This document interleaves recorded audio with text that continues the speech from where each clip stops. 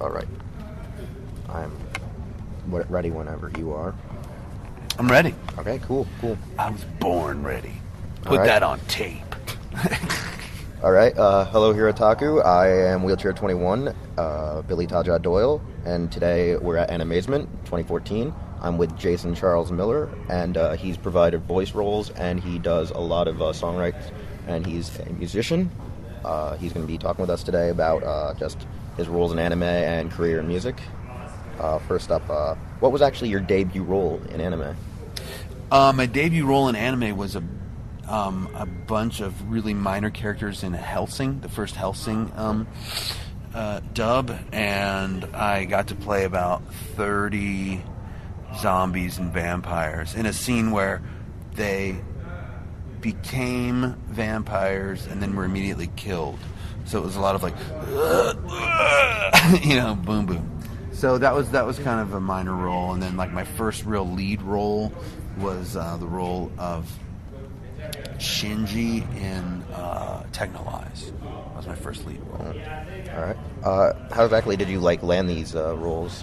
Through auditions and through meeting a few producers and directors that gave me a shot, that gave me a chance to audition. Do you have actually any favorite animes that you've either worked on, watched? Well, one of my favorite animes to work on was Moribito, Guardian of the Spirit, and I really enjoyed the story of that. One of my favorite animes growing up were Star Blazers, which is also called Yamato, Galaxy Express 999, and of course Robotech. Yeah, I actually grew up with Robotech too. Yeah. And I'm not gonna lie, I don't remember anything till it was put on DVD by A&E. That is amazing that A&E actually licensed the rights to that. That's pretty cool. Did you ever have any trouble doing work for an anime, least favorite working on one?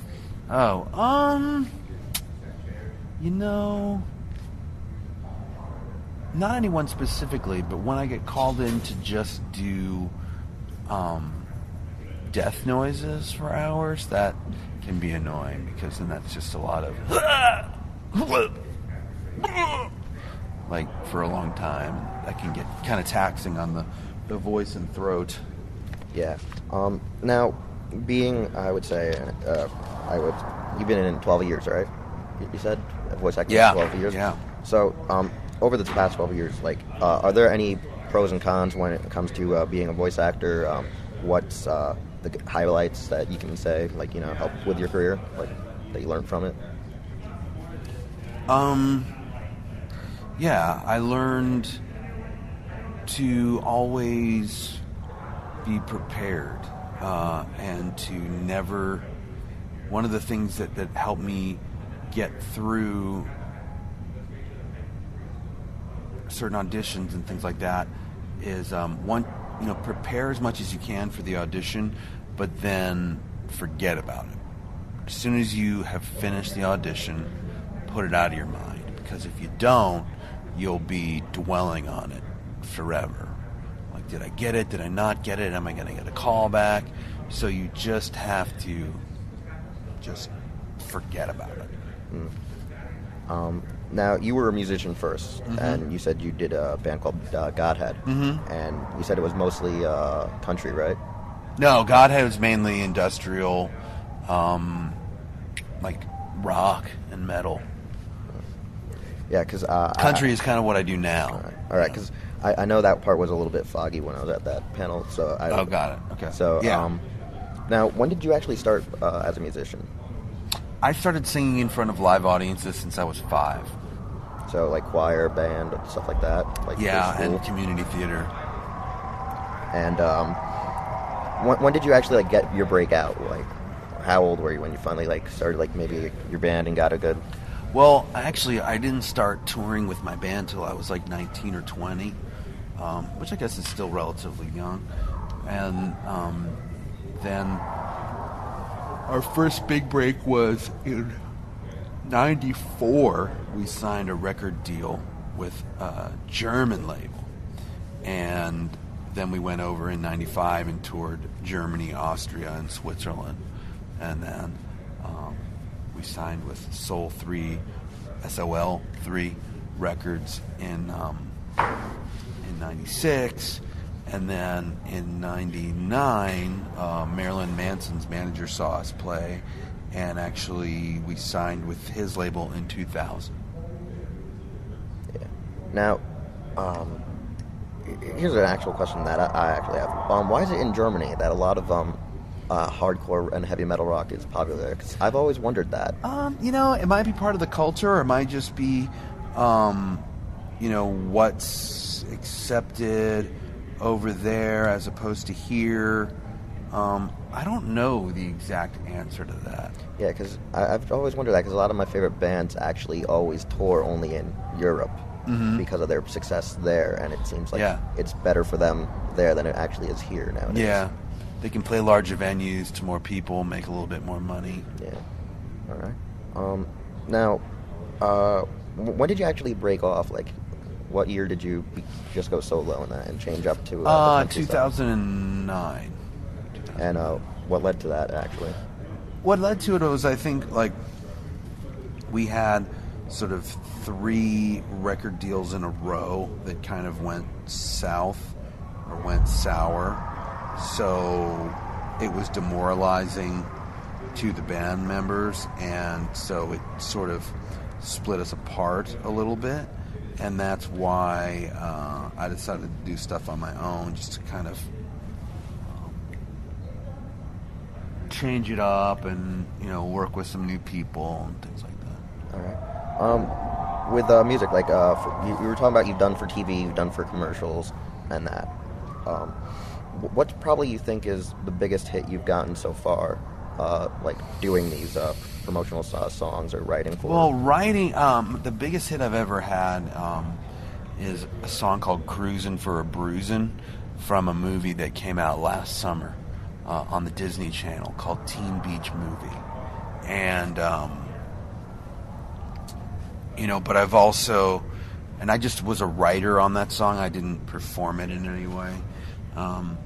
But then a cool milestone for me in my career, too, my solo career, was a song that I had on True Blood called "You Get What You Pay For," which is actually me singing.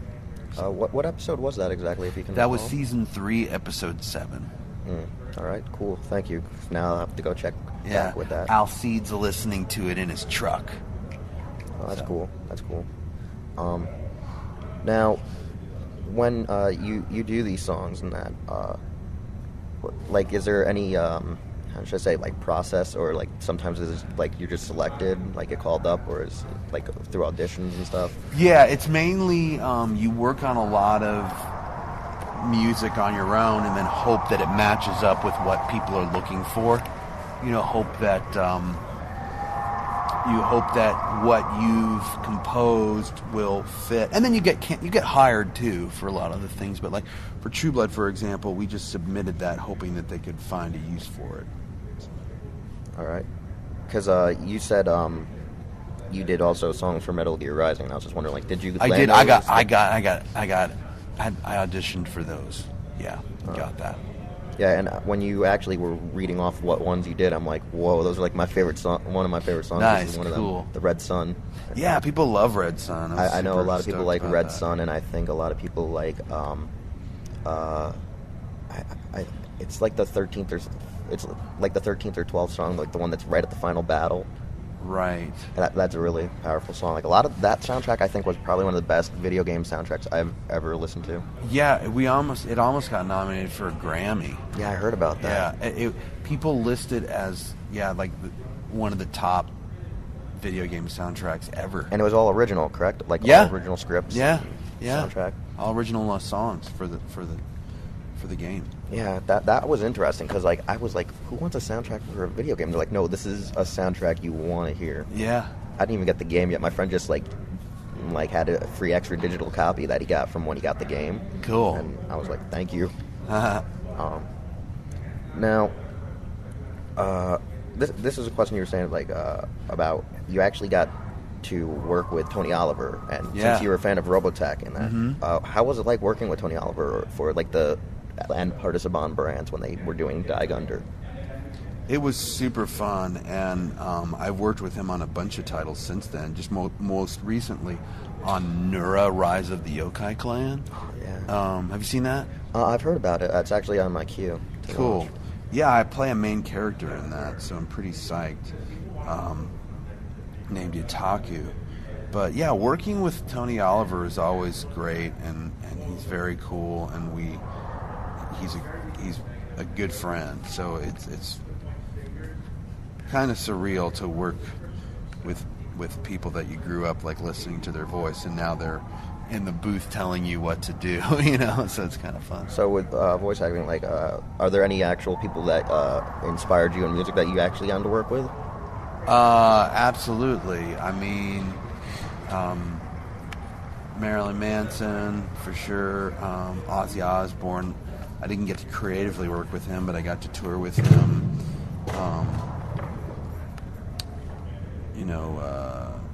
And a lot of guys are sort of my compatriots, so to speak, or my peers. And that would, not those two, but it's always kind of surreal when you get to work with people that you have kind of looked up to for a long time, and then there you are in the room working with them. So, all right, got a few more questions if you don't mind. Sure. All right, one is, since you do like a lot of animes, what do you actually collect? Do you have like huge collections of things? Yeah, I have a huge collection of Galaxy Express 999 stuff, which is pretty rare. Like every time I go to an anime con, I try to pick up anything I can, and I think I have just about every book that they ever made. They don't. It doesn't seem like they have much anymore. Maybe at Anime Expo, it's hard to find stuff from that show now. So I collect that. I have some Macross stuff, and I have some Yamato stuff and some Captain Harlock stuff. Because Captain Harlock, Queen Emeraldus, Galaxy Express, and Yamato were all created by Leiji Matsumoto, who's sort of my favorite anime title creator. Yeah. Are there other like things that you collect other than just those type of animes? Like that's really my biggest one. I still have all my G.I. Joes from when I was a kid, so that's kind of cool. And I used to paint Dungeons and Dragons lead figures. I still have all those too. That's pretty interesting, because a site like Herotaku, that's just interesting to have like that variety right here of all this pop culture. Cool. Right there. Yeah.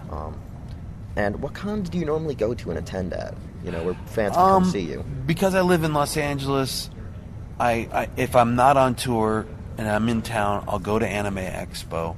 I'll go to San Diego Comic-Con. I'll go to Long Beach Comic-Con, WonderCon, and Kamikaze.